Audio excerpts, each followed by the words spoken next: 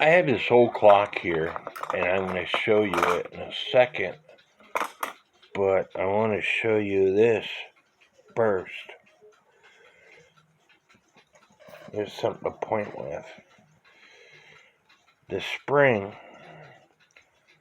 is broken, and the loop is wrapped to the base of this clock with a piece of wire.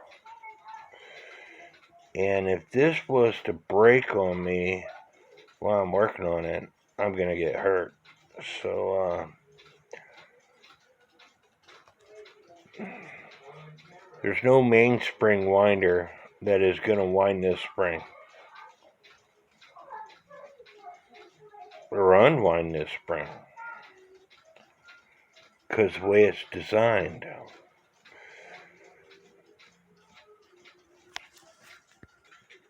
This is how you wind the clock with this handle here.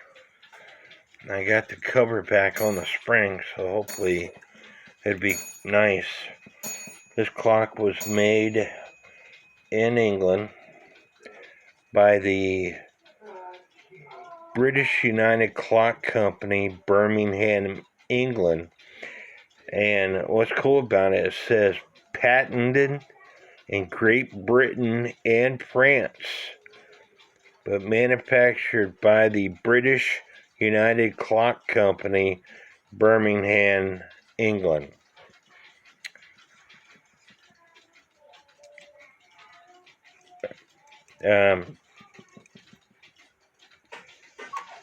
It starts to tick, but it quits.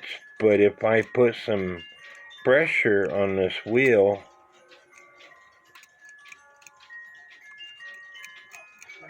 it continues to tick.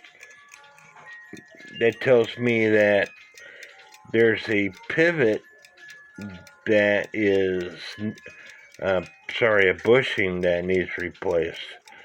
And I'm thinking it's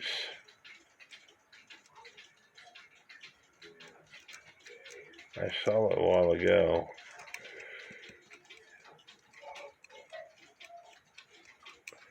The escape wheel. And the wheel next to the escape wheel. There's a lot of pivot wear on it. This is the housing for the clock.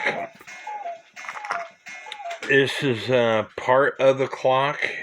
It actually goes onto the housing at the front of the housing.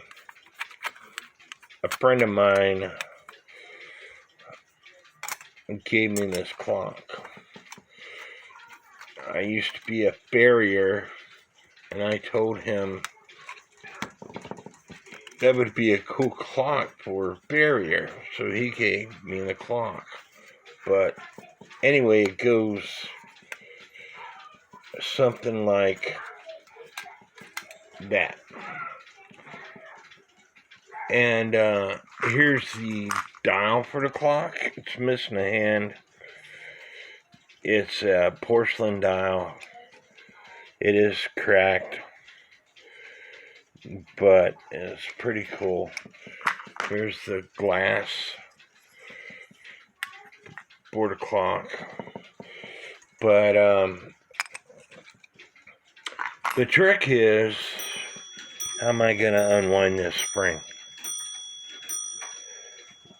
with it being broken?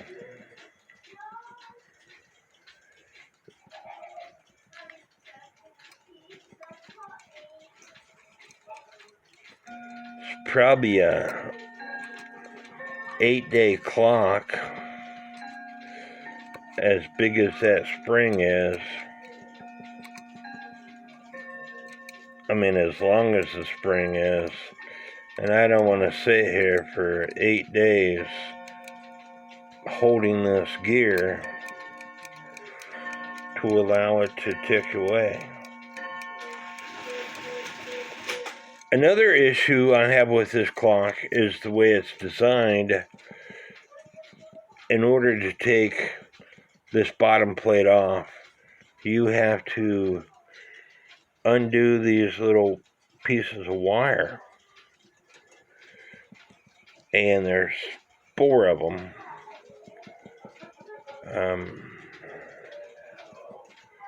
So the clock has not been serviced in a long time. There's rust on the hairspring. But I think it will work once I put bushings in.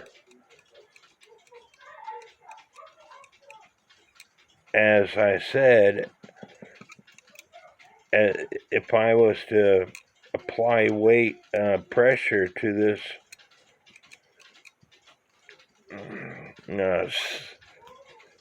second gear, maybe.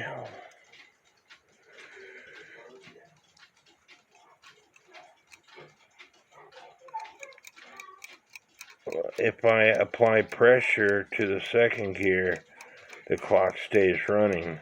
If I let go, within a couple seconds, it quits running.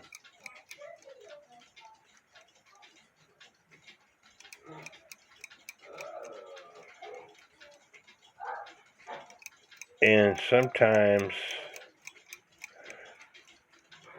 you have to go backwards in order to go frontwards because the pivot is getting out of where it needs to be. So you have to go backwards with the gear. Like right now, it's not turning, so I got to go backwards in order for it to turn, because the pivot wear, I believe, bushing wear, sorry. Anyway, it's a cool little clock. I just thought it was unique because it says patent in Great Britain and in France.